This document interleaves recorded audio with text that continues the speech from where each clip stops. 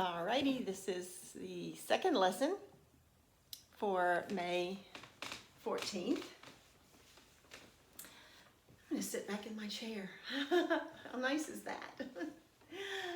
uh, we have looked at so many, or we have read so many different kinds of articles in our time together. News articles, current events. We've read history, we've read informational pieces on a number of different topics, and all of those have been enjoyable for me to share with you and for us to discuss together. And certainly, we must always read for information. That's the purpose of reading to a very great extent. But sometimes we want to read for pleasure, and we want something that is not from those informational types of genres, but what we consider the more pleasure reading type genres: fiction, fantasy, memoir, to name a few, poetry, of course. Different genres that are more relaxing, that while they make us think, it's in a different way. Our brain is being used to think more creatively, to predict what's going to happen, to experience the lives of characters and so forth, right along with them as we read. I will bring to your attention some short stories in the next couple of lessons, to sort of add variety then to the reading that we do. And I'd love to hear from you if you enjoy looking at short stories of a fiction type basis or of a memoir type basis, which would be someone writing of personal memory. I would love to know that. I will explore and try to find more of these. Of course, the trick is keeping it to a short story, and those are not always that easy to find, especially for adults. Sometimes a short story will end up being 35 pages, and that's hard for us to tackle in this environment that we are in right now. Anyway, today I have found a story that is true. This is actually a memoir. The person who is writing it, his name happens to be last name happens to be Kaiser, Kiser, and his first name is Roger. He is, to my knowledge, he is living. He is now an elderly gentleman, probably, I'm guessing he would be 70s, maybe early 80s now. Roger Kaiser writes about his experience as a child when he was taken away from his family for reasons really that just had to do with the family not being able to manage the children financially. They weren't able to care for their children. The parents weren't able to care for their children, and the government social services took the children from the home and placed them in orphanages. Now, this goes back to the probably he would have been probably the 1950s, when orphanages were still around. Now we don't have orphanages in the United States. We do have some children's homes. These are usually sponsored by churches or nonprofit organizations. Primarily today, children who are unable to stay in their home of origin, are unable to be with their parents or even their grandparents, are often in the foster care community.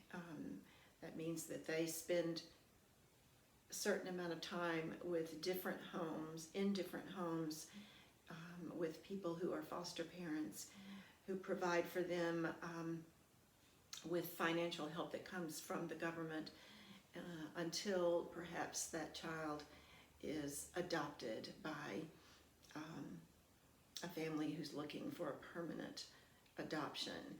So we have the foster care system in the United States that takes care of most of the children who are unable to stay in their homes of origin.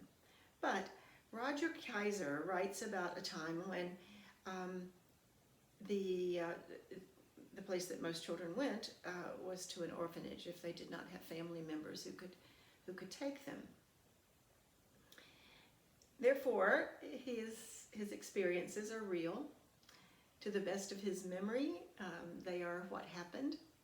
And he does write quite a bit on this topic because he so much wants to be sure that people don't forget about this period in American history.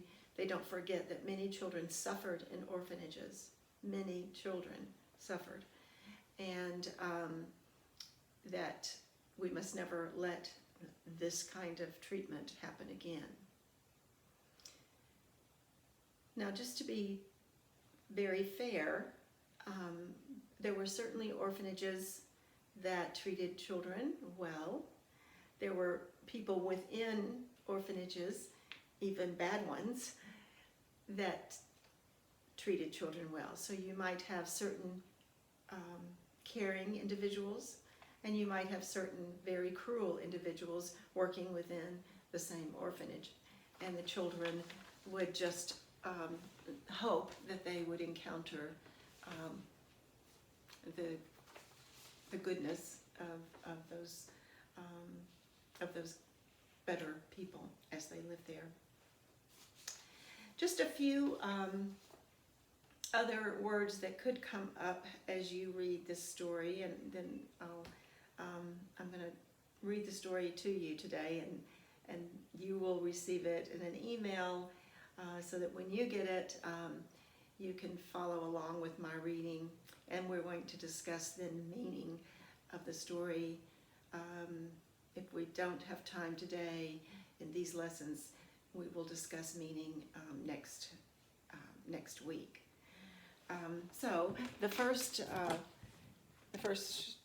word that I wanted to make sure that you were familiar with then was orphan and orphanage, and I know that that was not brand new to you, but I wanted to give a little more information about that. The next word that will come up that may be new, dormitory, or sometimes we just call it dorm. This would be a building that houses people in small rooms, not apartments, just a bed and maybe a sink and possibly a toilet. College students stay in dormitories on campuses. An orphanage has dormitories for children, and then would have other buildings that would be activities buildings, cafeteria, so forth. House parent. A dormitory would have a house parent or house parents who would be the individuals who would be there 24/7 to help the children, to make sure the children were following rules, following schedules, that sort of thing. Might be more than one house parent, and the house parents could change. You might have certain ones for Monday and Wednesday and Friday, and other house parents for other days. Another word that may be unfamiliar to you.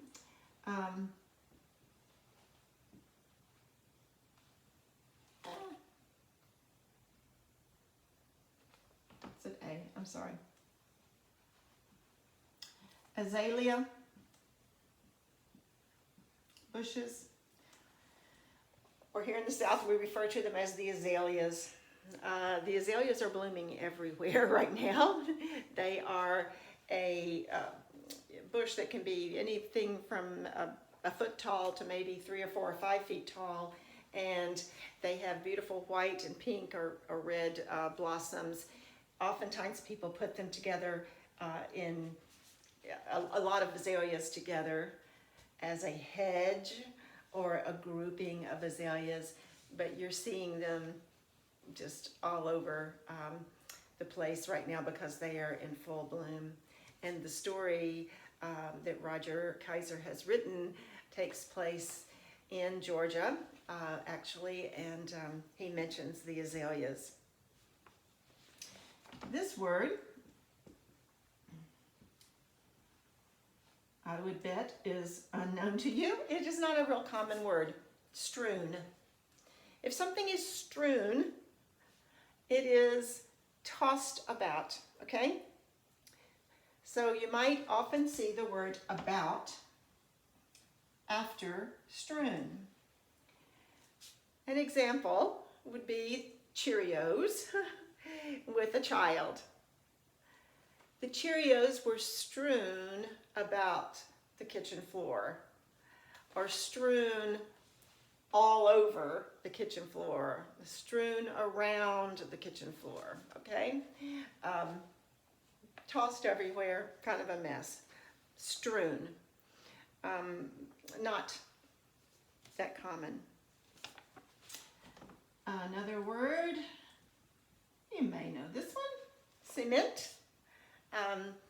It's also concrete. So this is what is the material that is in your sidewalk, maybe your patio. And quivered or quiver. To quiver is to shake very, very quickly, very rapidly.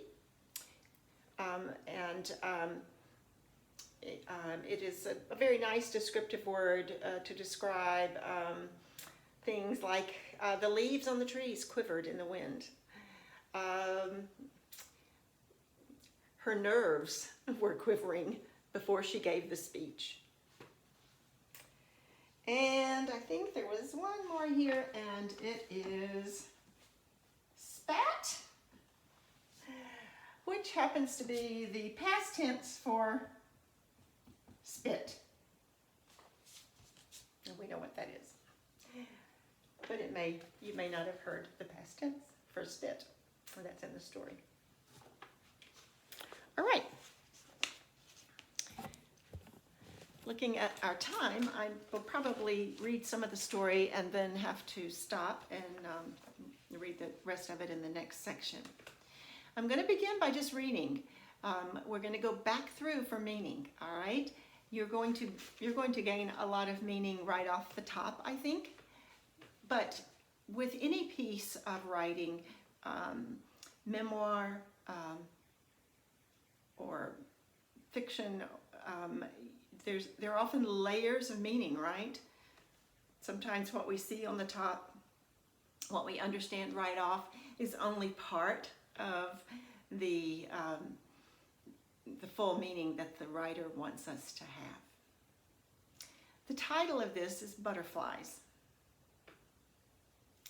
There was a time in my life when beauty meant something special to me.